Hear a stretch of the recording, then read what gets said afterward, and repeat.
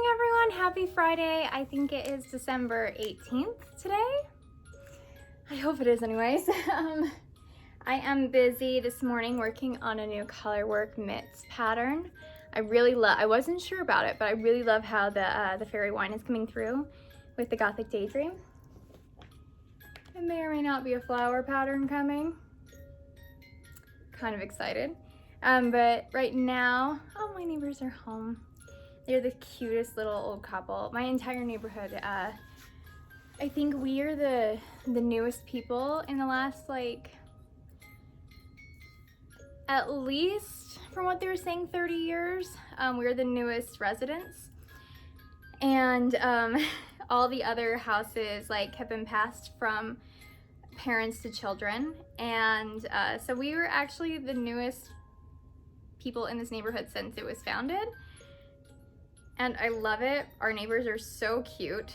And they're so nice. We're actually going around tomorrow to drop off some presents for everyone.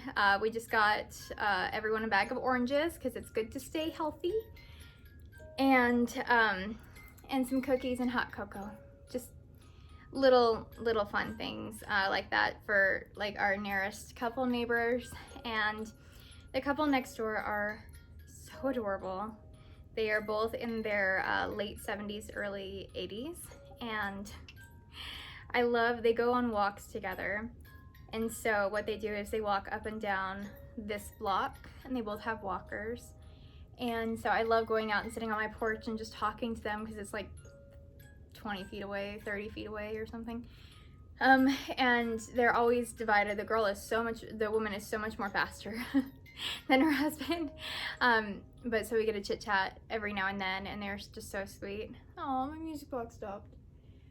I'm really getting into the festive cheer right now. Paige is hopefully on her way soon. And so I'm just having some tea right now, and I finished cleaning. Okay, I got a handheld vacuum, just a little one. I think they're considered car vacuums, but I did not know how much I needed one for stairs because I feel like I always throw my back out when I'm vacuuming the stairs. And I mean, our vacuum like comes apart and you can take it in shifts, I guess. You can take it in smaller parts so it's less heavy, which I did not find out first off, but now you know, or now I know. But yeah, I got a little tiny handheld vacuum and I just was trying it out and I'm like, oh my gosh. This is a life changer for my back. And I used it like right away, so it's already dead. And I only did like half my stairs. I'm like, okay, this is gonna work. This is gonna be great. I'm so excited. And it was just an early Christmas present to me because I got it on Black Friday. Yeah.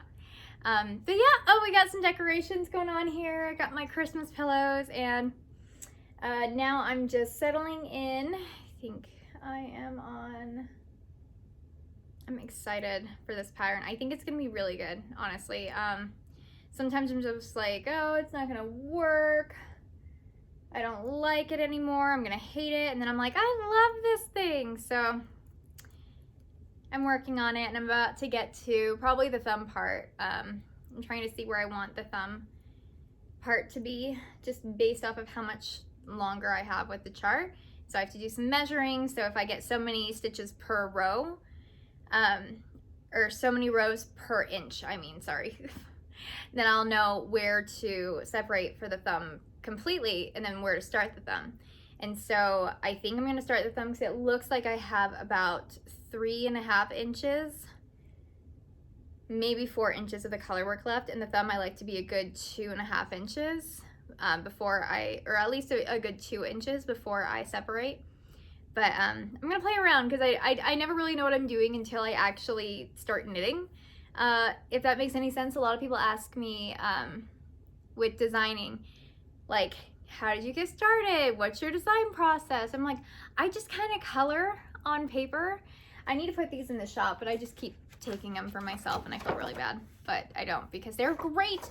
But they're just really basic, but the inside on the cover has all this great information, and on the back cover has even more information.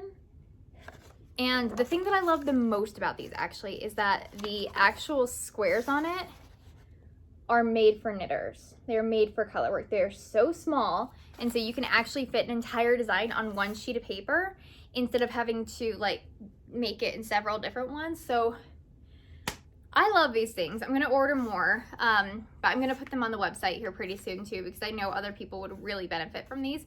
And even when you're mapping out your own colors for like you're knitting someone else's pattern, it's kind of fun. I know Meg from Bad Wolf Girl Studios does kind of a picture, and I bought a stylus for my iPad and I tried drawing and I suck.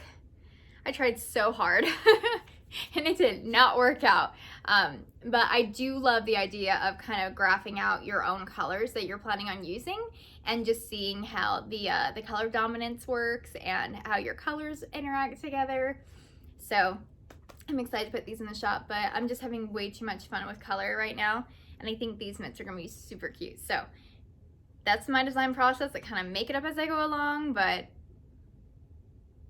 yeah. Explain that. But I'm gonna go. I'm going to go clean a little bit more, enjoy my tea, and then wait for Paige to come over. Talk to you guys later. Bye.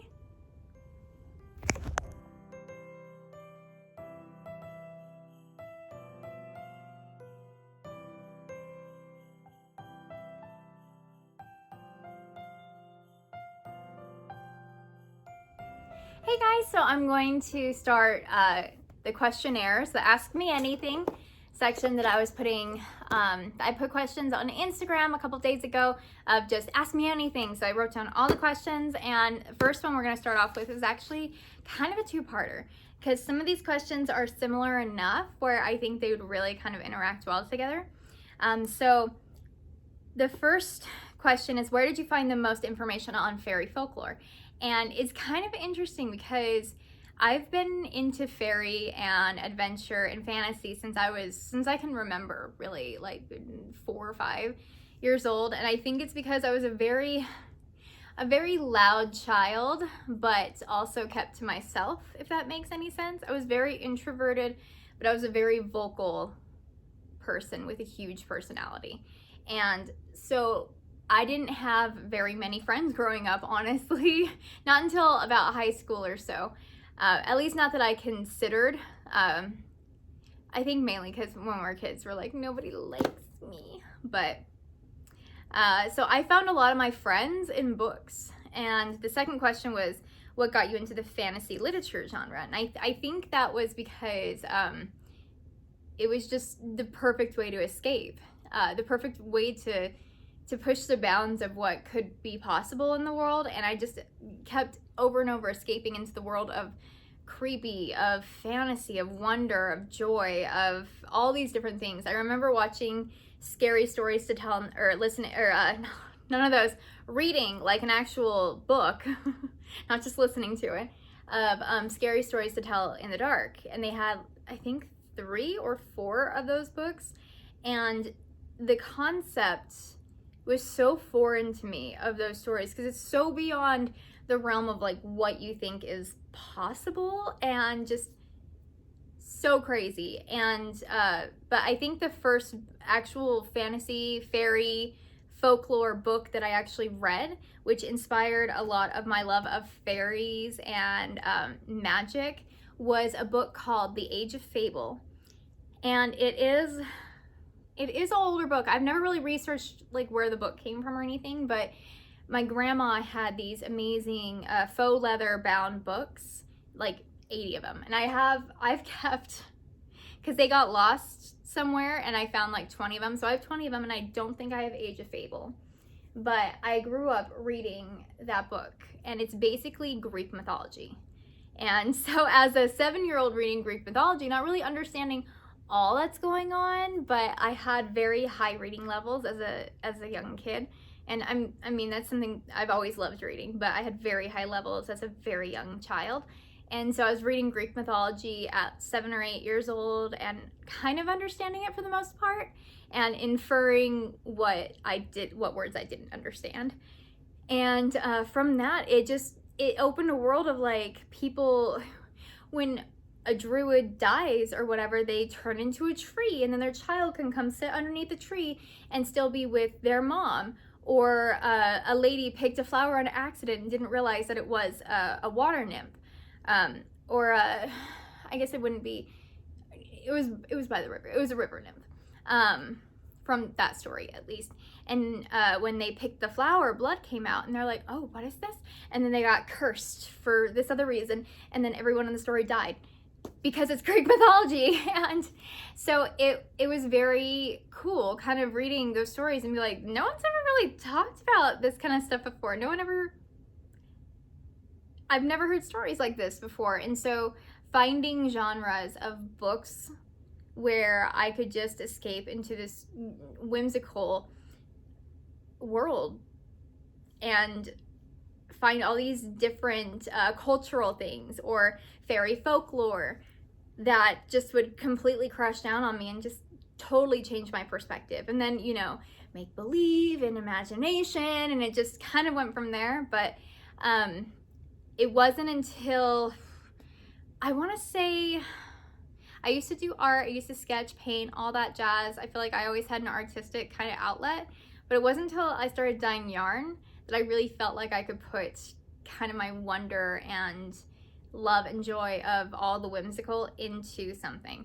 And so it wasn't even until like 2 years into dyeing that I started thinking about that and being like, oh, sky nymph, I can do Greek mythology. And all of those colorways and everything usually come from books that I'm reading, like Percy Jackson and the Olympians, any of the Holly Black books. She has a really, really cool one that's kind of like Hunger Games, actually. But Holly Black, the Cruel Prince series, I didn't love it as much as A Court of Thorns and Roses, but it has some of the most true to fairy folklore that I've ever heard. And so going from Greek mythology, I started reading about Celtic culture and Nordic culture, and it is so fully ingrained in the base of those cultures and different paganism, rituals, and beliefs, and everything in between. And so I just kind of got seriously immersed into that. And then, yeah, the rest is history. So I have so many recommendations, almost daily, but usually weekly, from someone saying, hey, have you read this series? Have you read this series? Seriously, keep them coming. Even if you want to post below so that other people can kind of find different books to get into, different genres. I highly recommend anything by Sarah J. Maas. I really like Holly Black. And there's something about that series, the Cool Prince series, that just fascinates me. And I also love the Fairy podcast on iTunes. They that one is fascinating. It's almost like an ongoing documentary about fairies. I love it.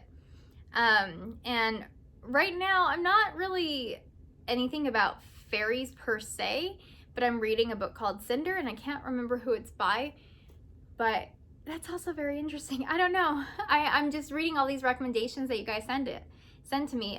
Omen of Stones is a good one too. So many, and books are honestly where I create all of my colorways from.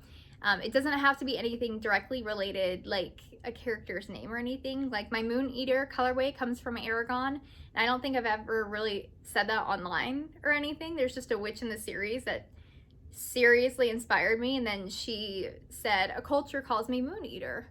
And Aragon's like, why? And she's like, oh, because I ate the moon. It's like, oh, that's brilliant. I love that. So yeah, there's a couple questions answered right there, and I will read off a few more tomorrow. Literally? You're